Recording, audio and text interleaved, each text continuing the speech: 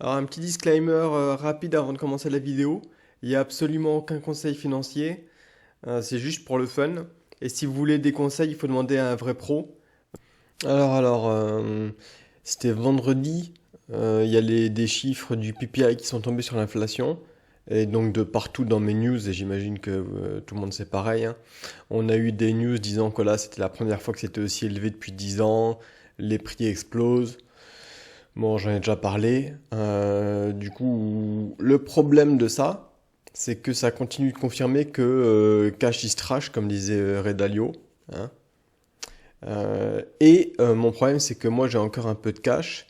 Et donc, il faudrait que je trouve comment placer ce cash pour éviter qu'il perde toute sa valeur, quoi. Donc aujourd'hui, on part dans la recherche du yield. Donc, on va commencer par un petit rappel historique, hein, des yields sur les 20 dernières années jusqu'à 2018. Donc, c'est pas ultra récent comme article, mais ça fait une bonne moyenne. Donc, on voit que l'investisseur moyen, il est à 2%. L'inflation, elle est à 2,2. Donc, ça, c'est encore une fois, c'est les chiffres du gouvernement. Et effectivement, sur cette période, il n'y avait pas énormément d'inflation, hein.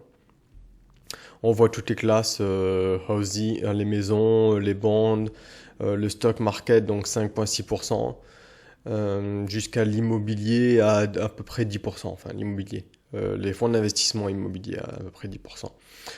Alors on peut débattre du stock market à 5-6%, en fait ça dépend si on réinvestit les dividendes ou pas, on se promène entre 5 et 8%. Mais voilà, grosso modo on est entre 2% et 10%. Euh, avec les comptes en banque qui devaient être peut-être, je sais pas, 2-3%, un petit peu au-dessus de l'inflation, ce qui était pas mal. Et là, le gros problème que j'ai, c'est que les comptes en banque, ils sont sous l'inflation, en fait. Alors d'abord, on peut regarder, donc effectivement, on pourrait se dire, bah, j'achète du stock market et puis voilà, on est bon. Mais psychologiquement, j'ai un peu de mal à acheter le stock market quand tous les jours, je vois que c'est un nouveau all-time all. Euh, Donc bon, je sais pas si c'est le top, je sais pas s'il y aura un top ou quoi que ce soit, mais psychologiquement c'est un peu dur, donc j'ai mis ça de côté. Et le cash que j'ai sur mon compte en banque, il me rapporte rien en fait. Donc voilà, là ça c'est pour le mois d'août je crois, d'avril pardon. La moyenne du taux d'intérêt sur un saving account, donc pour là où tu mets ton pognon, c'est 0,04 APY, donc annual. Donc je vais arrondir à 0, hein. J'espère que personne n'en voudra. Donc le cash, c'est le saving account, c'est 0%. En se sortant le dos du cul, on peut trouver du 0,5%. Waouh, c'est exceptionnel. D'ailleurs, ben, moi c'est ce que j'ai, je suis à 0,5%. C'est vraiment le top qu'on peut trouver sur les banques en ligne. Donc d'ailleurs, c'est les banques nouvelle génération qui ont moins de bureaux, qui arrivent à économiser un peu de thunes. Donc c'est vraiment le top qu'on peut trouver, à 0,5%. Et bah, l'inflation, elle est à officiellement 1,7, il me semble. Officieusement, je sais pas. Et encore l'inflation, ce que je vois, c'est que quand je fais mes courses, ça coûte toujours plus cher, quoi. Donc bon, moi, il faut que mon cash me rapporte plus que 2%, quoi. Sinon, ça me fait chier. Et du coup, dans les classes d'assets, si on revient par là, donc elles sont toutes all-time high, donc ça me fait chier de mettre là-dedans. Mais on se dit, tiens, c'est bizarre, et nulle part il y a les cryptos. Ah, les cryptos, c'est un peu trop récent, donc je pense que pour ça, ils n'ont pas une annonce graphique. Les cryptos, donc quoi faire avec les cryptos? Acheter des cryptos, donc j'en ai déjà un petit peu, mais c'est pareil, c'est all-time high. Donc acheter des cryptos, je suis pas trop fan. Mais il y a une nouvelle mode dans la crypto, c'est que tu peux prêter tes cryptos. Alors là, on va chez Gemini. Tu peux prêter tes cryptos, donc si tu as, je sais pas, si tu as de l'Ether qui traîne, tu peux le prêter et tu as un APY de 3%. Donc bon, ça fait plaisir. C'est en fonction de l'offre et de la demande. Et si tu prêtes le DAI, qui est celui qui va nous intéresser dans cette vidéo, tu es à 7%, 7,4. Donc c'est quand même pas mal, hein. C'est quasiment aussi bien que Madoff et ses 10%. Donc je vois pas comment ça pourrait merder, hein, comme truc magique. Bon, puisque de toute façon tout est all-time high, quitte à prendre des risques, autant s'amuser. Et je me suis dit, bah ok, bah, je vais acheter du DAI et le prêter à 7%.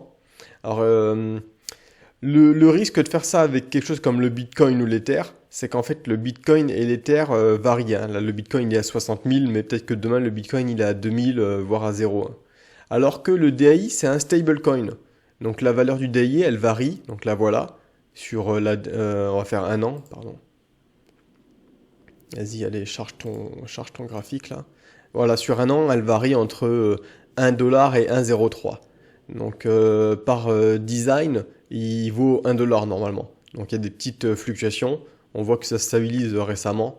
Bon, ça se stabilise pour plusieurs raisons, mais c'est surtout que comme il y a de plus en plus de monde en crypto, il y a de plus en plus de robots qui vont aussi faire des arbitrages. Et du coup, on devra être toujours assez proche de 1 $. Donc l'idée magique, hein, c'est d'acheter quelques milliers de dollars de DAI et de les prêter à 7%. Donc comment est-ce que ça pourrait merder? Bon, ça peut merder de plein de façons, hein. La boîte soi-disant, qui te donne les 7%, ça pourrait être comme Madoff, un bon Ponzi scam qui crève au bout de quelques années. Le DAI pourrait tomber à zéro, hein.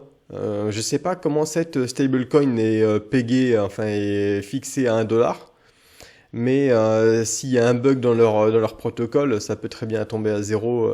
Donc ça peut merder de plein de façons. Donc c'est pour ça que je vais pas y mettre beaucoup, peut-être 10 K, on verra, et voir si ça peut payer. Donc voilà, donc c'est le gamble sur lequel je me lance là en ce moment. C'est du DAI, donc un stablecoin, qu'on va prêter à 7,40%.